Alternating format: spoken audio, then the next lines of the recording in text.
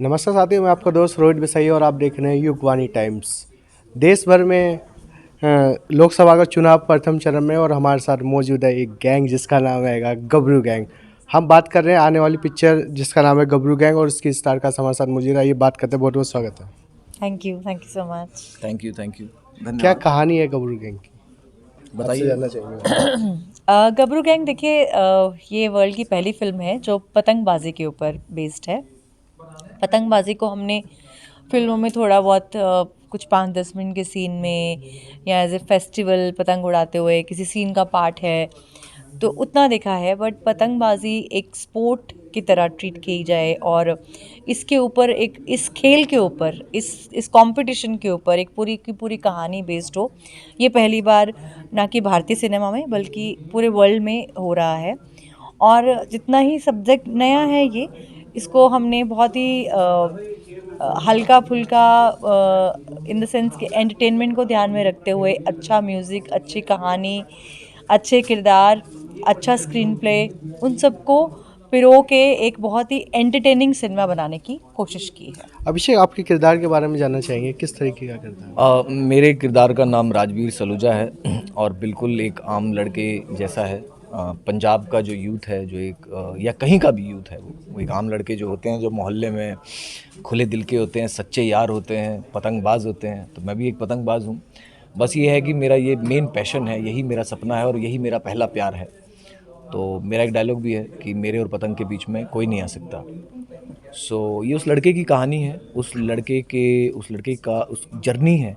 एक लड़का जब एक आदमी बन जाता है, एक ज़िम्मेदार इंसान बन जाता है, जब वो ज़िंदगी में बहुत ठोकरें और चोट खा चुका होता है, बहुत कुछ सीखता है और एक अच्छाई की तरफ आगे बढ़ता है, तो वो ट्रांसफॉर्मेशन है।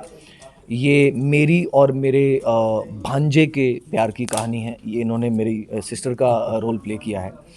तो इनका जो बेटा है और मेरा और उसके बीच में एक बहुत अटूट मासूम सा प्यार है।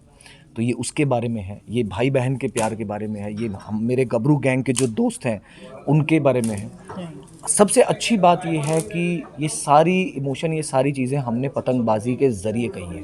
वो मेरे डायरेक्टर का कमाल है, मेरे राइटर का कमाल है। और डायरेक्टर राइटर एक ही हैं, समीर खान जी। तो बहुत बहुत अच्छे से उन्होंने इस चीज़ को पिरोया है और आप लोग जब थिएटर में देखने जाएंगे तो बहुत बहुत मज़ा आएगा।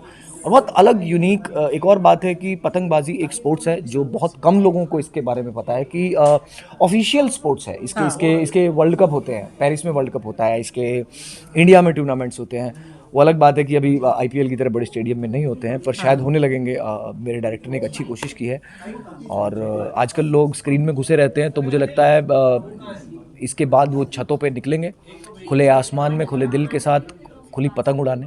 आपने सही कहा, कहीं ना कहीं पतंगबाजी का एक दौर सा खत्म हो गया है डिजिटल युग आने से।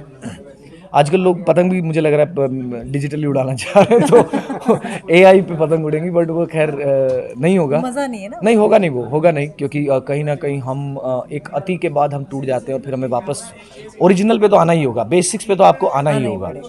और आई थिंक वो टाइम अभी आ रहा है और ये उसी की एक पहली कोशिश है। और जो मज़ा यार खुले में ओरिजिनल ऑर्गेनिक चीज़ें करने का है, वो मज़ा और कहाँ है। मैं तुमसे दिल खोल के जो बात करूँगा उसमें जो मज़ा आएगा, और मैं तुमसे कुछ बन के और ये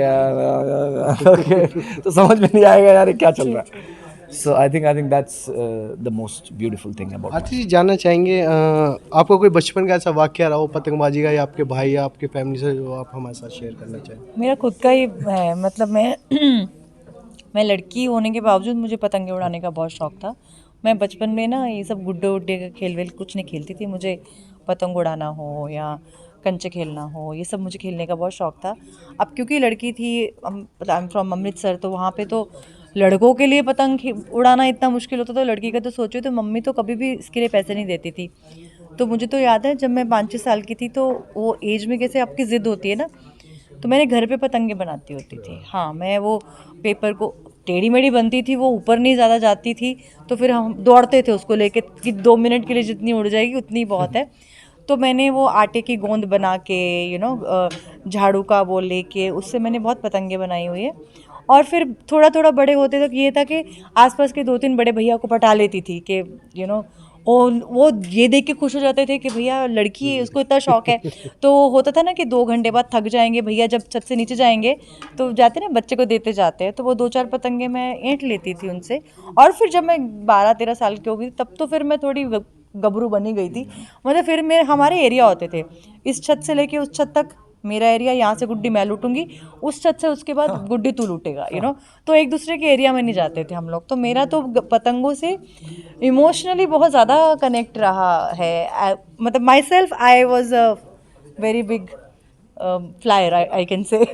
आई बो काटा एक जोश सा अरे अरे अरे बहुत, मैं लोहड़ी वाले दिन गला बैठा होता था मेरा सबसे अगले ज़्यादा, दिन मकर संक्रांति होती थी, हाँ उसमें हाँ हाँ, पतंगे। मैं सोती नहीं थी। जैसे लड़कों को नींद नहीं आती थी ना, आप किसी भी लड़के से पूछ के देखिए कि लोहड़ी वाले दिन या जहाँ जहाँ जिस स्टेट में जिस टाइम पे पतंगे उड़ाई जाती थी, वो कहेगा कि मुझे एक रात पहले नींद नहीं आती थी। सेम वे मेरे को भी 2 रात पहले नींद आनी बंद हो जाती होती थी। शूटिंग का ऐसा कोई किस्सा हो जो आप हमारे साथ शेयर करना चाहें? अरे किससे तो बहुत है भाई, बहुत है। किस्सा ये है कि किसी को पतंगबाजी सिखाई इस पिक्चर के अंदर आप? यार पतंगबाजी हमने तो नहीं सिखाई, हमने तो खुद ही सीख ली, बल्कि ज़्यादा इसकी टेक्निकल बातें सीख ली, क्योंकि हमारे लिए पतंग उड़ाना बड़ा सिंपल सी चीज़ हुआ करती थी। पर वो अब्बास जी, शहजादे अब्बास जो पतंग के चैंपियन भी हैं, उन्होंने हमको काफ़ी चीज़ें बताई, टेक्निकलिटीज़ की, कैसे हवा के साथ आपको देखना होता है, कब इसका डिप लगता है, अगर वो क्या पतंग खड़े होने का proper तरीका style है। है, और जब आप खींच मारते हो, यानी कि 2 तरीके होते हैं काटने के। एक आप होता है कि खींच मार के काटते हो, और एक आप ढील दे ढील दे ढील दे ढील दे। वो मुझे ढील वाला बड़ा मजा आता है, ये ले बेटा। तो वो सब चीज़ें, उसका भी एक तरीका होता है। तो वो सब काफ़ी कुछ सीखने को मिला। अभी तक प्रो तो नहीं बने हैं हम इसमें, पर गबरू गैंग पार्ट 2 जो हमारी बनने जा रही है, उसमें हम मतलब कह सकता था ना मैं, हाँ मतलब हमारी एक है फिल्म जो बनने जा रही है, तो उसमें हम प्रो हो जाएंगे। शायद पेरिस में ही उसका हमारा वर्ल्ड कप होने वाला है।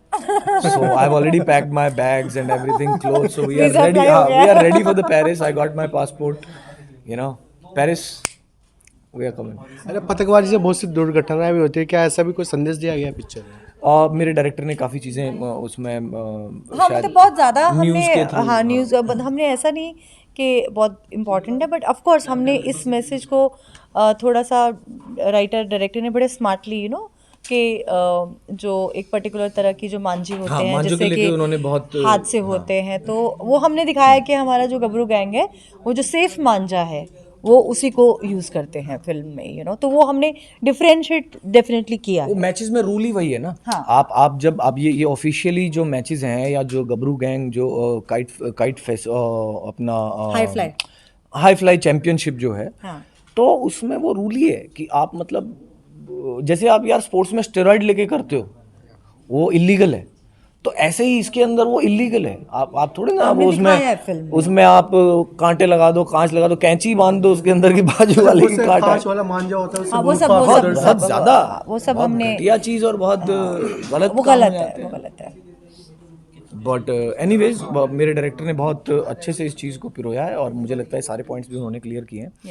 एंड आप ऑडियंस के साथ, मतलब अपने फैमिली के साथ जाइए प्लीज़ थिएटर में 26 अप्रैल को। हाँ, 26 अप्रैल को देखिए, बहुत मज़ा आएगा। और गबरू गैंग, बहुत धन्यवाद हमसे बात करने के, बहुत बहुत शुभकामनाएं आपकी पिक्चर के लिए। Thank you so much.